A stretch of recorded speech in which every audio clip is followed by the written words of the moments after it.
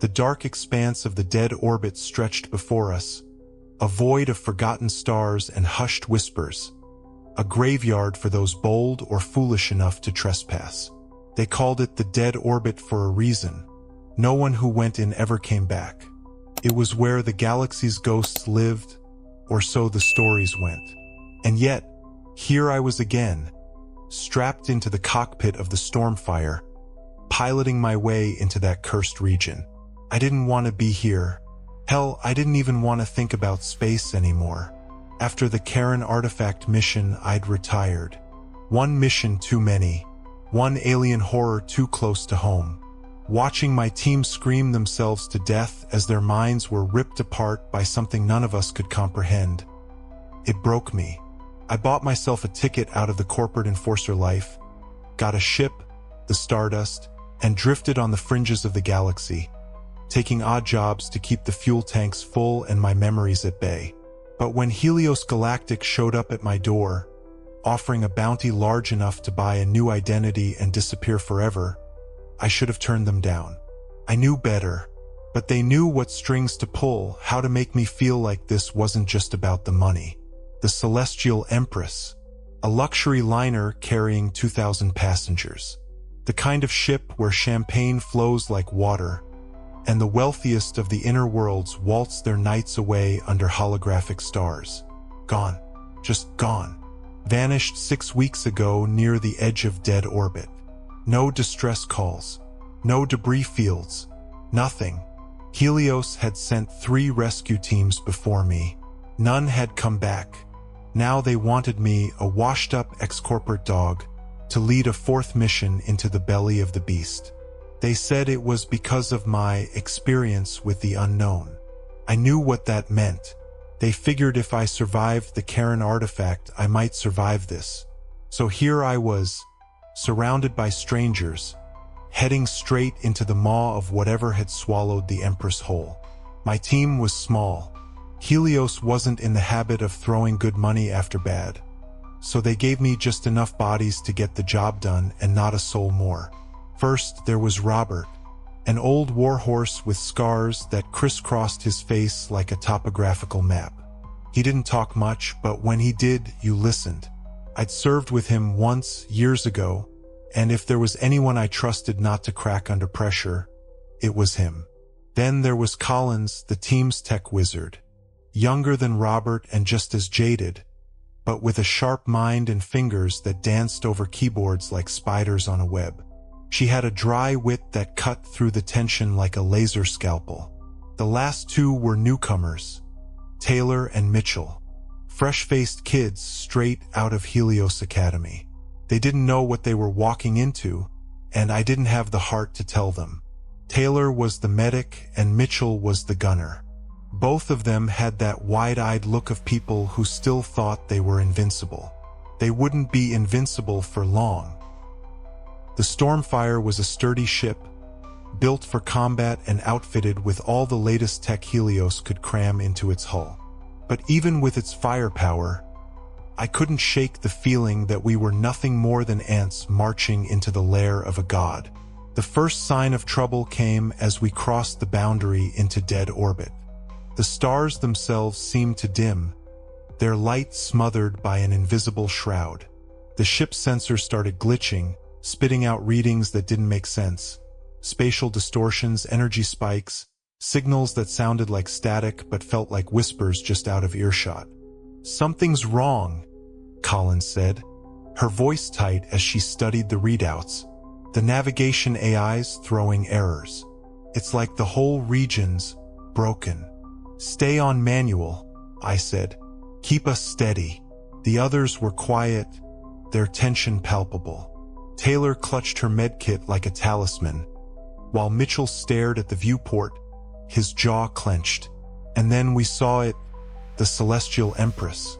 It hung in the void like a ghost, its massive frame intact but dark as a tomb. No lights, no heat signatures, no signs of life. Just a floating hulk, lifeless and cold. "Bring us in close," I said. Robert gave me a look. "You sure about that?" "No," I admitted. But we didn't come all this way to turn back now. As we approached, the scale of the ship became apparent. The Empress was enormous, bigger than anything I'd ever seen. Its hull gleamed faintly in the starlight, a testament to the wealth and excess of its creators. But as we drew closer, I saw the damage. The hull was covered in strange, jagged marks, as if something had clawed its way across the metal. And there were growths, biomechanical filaments that seemed to pulse faintly, like veins carrying some unholy lifeblood. They stretched across the ship's surface, weaving in and out of the hull like parasites burrowing into their host. "What the hell is that?" Mitchell whispered. "Nothing good," Robert muttered. We docked with the Empress on its starboard side, near what looked like a maintenance airlock. The docking procedure was nerve-wracking. The filaments seemed almost alive, twitching and writhing as the stormfire connected. When the airlock finally cycled open, the smell hit us. A sickly sweet odor that made my stomach churn. It was the smell of decay, mixed with something else, something metallic and wrong. We stepped into the ship, weapons at the ready. The corridors were dark, the only light coming from the beams of our flashlights. The walls were covered in the same filaments we'd seen on the hull, pulsating faintly as if they had a heartbeat. And then we found the first body. It was a woman dressed in the kind of gown you'd wear to a gala. She was slumped against the wall, her face frozen in an expression of pure ecstasy. Biomechanical filaments snaked out from her body, rooting her to the floor like some grotesque plant. Taylor gagged. What is this?" "She's alive," Collins said, her voice barely above a whisper. "What?" Collins pointed to the faint rise and fall of the woman's chest. "She's breathing. Barely." I knelt beside the woman, trying to ignore the filaments as they twitched and writhed. Her eyes were open, but they didn't see me. It was like she was trapped in a dream she couldn't wake from. "What the hell did this?" Robert asked. "I don't know," I said, "but we need to find out. And fast." We moved deeper into the ship, finding more passengers along the way. They were all the same, alive but unresponsive, their bodies entangled in the filaments. Some were standing, others sitting or lying down, but all of them had that same look of bliss on their faces. It was Taylor who first noticed the hallucinations. I hear something," she said, her voice trembling. "What?" I asked. "Music," she said. "It's beautiful. Like the song my mother used to sing to me when I was a kid." "There's no music," Robert said. But then Mitchell spoke up. "I hear it too. It's different, though. It's my brother's voice. He's calling my name." "Snap out of it," I barked. But it was no use. The filaments weren't just physical. They were in our heads, digging into our thoughts, our memories. They were showing us what we wanted to see, what we wanted to hear. Taylor started walking away, her flashlight bobbing as she moved toward a darkened corridor. "Taylor!" I shouted. She didn't respond. I ran after her, but when I grabbed her arm, she turned to me with tears streaming down her face. "I saw her," she whispered. "I saw my mother. She was here. She was real." "It's not real," I said, shaking her. "None of this is real." But even as I said it, I could feel the filaments tugging at my own mind, whispering promises I didn't want to hear. "Ford," Collins said, her voice sharp, "we need to get out of here. Now." She was right. We'd come looking for answers, but what we'd found was worse than anything I could have imagined. We pressed forward, despite the growing unease that wrapped around us like a shroud. Every step deeper into the Celestial Empress felt like walking into the gaping mouth of something ancient and unknowable. The corridors twisted unnaturally, as if the ship itself had been warped by whatever force had taken it. The filaments pulsed brighter now, casting an eerie bioluminescent glow that flickered and danced like firelight. Taylor had stopped talking after her hallucination, her eyes darting to every shadow. She gripped her medkit so tightly her knuckles were white.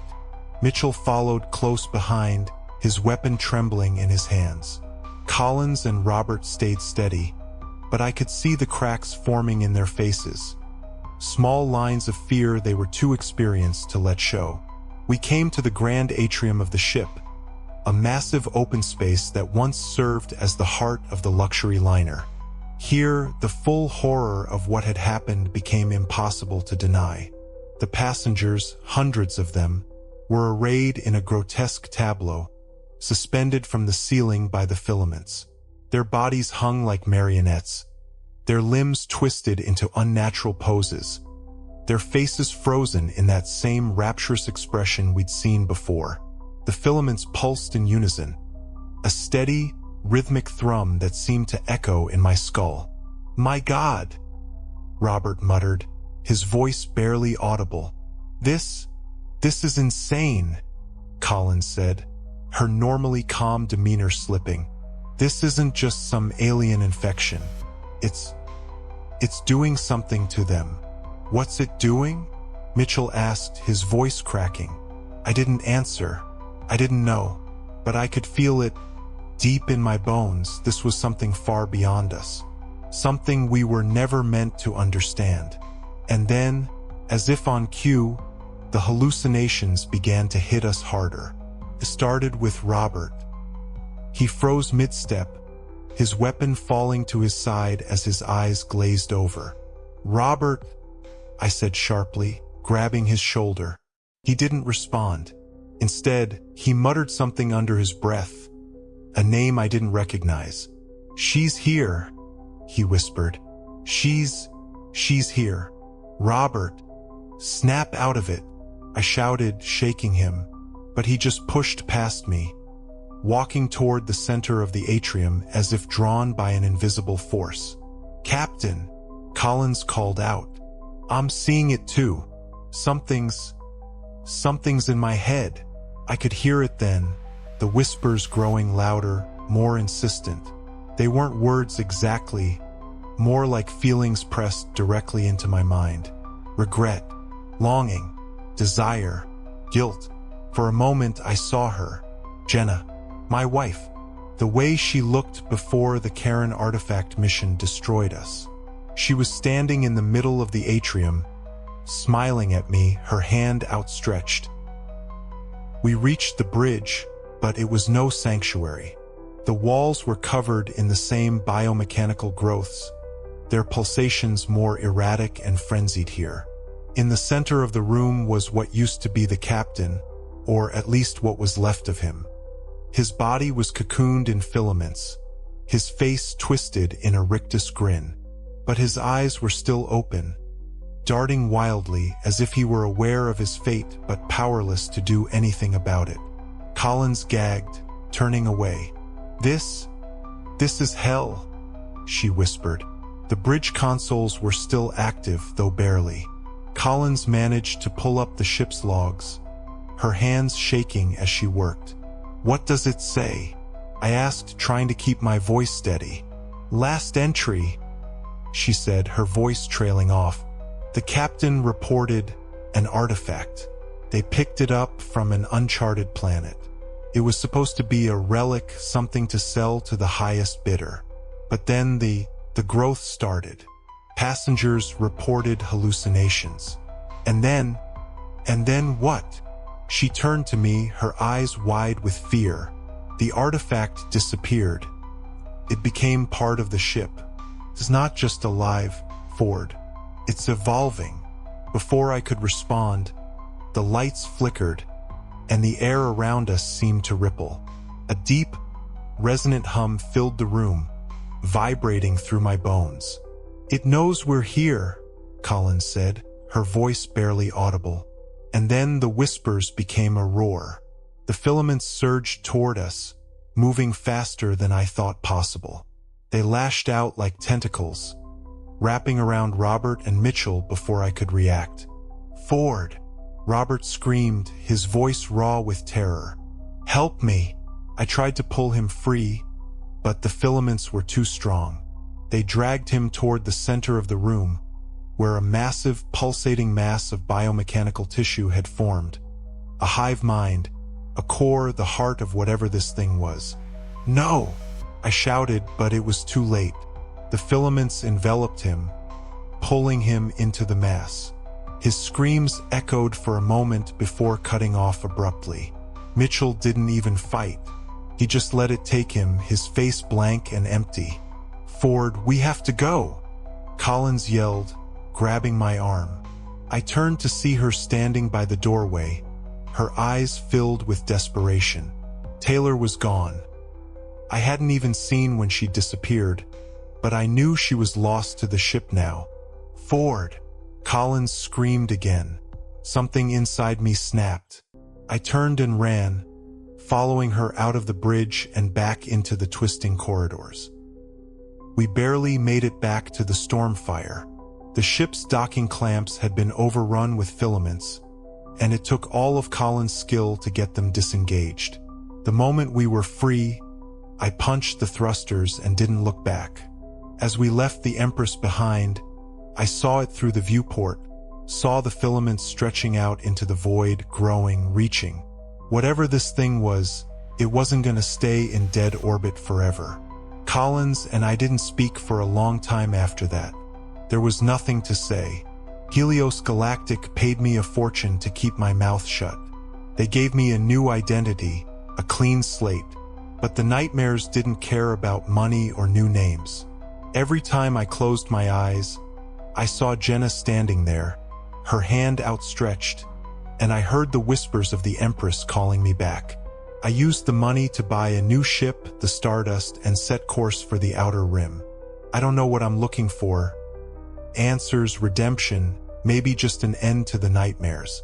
But one thing's for sure, the dead orbit isn't finished with me, and I'm not finished with it.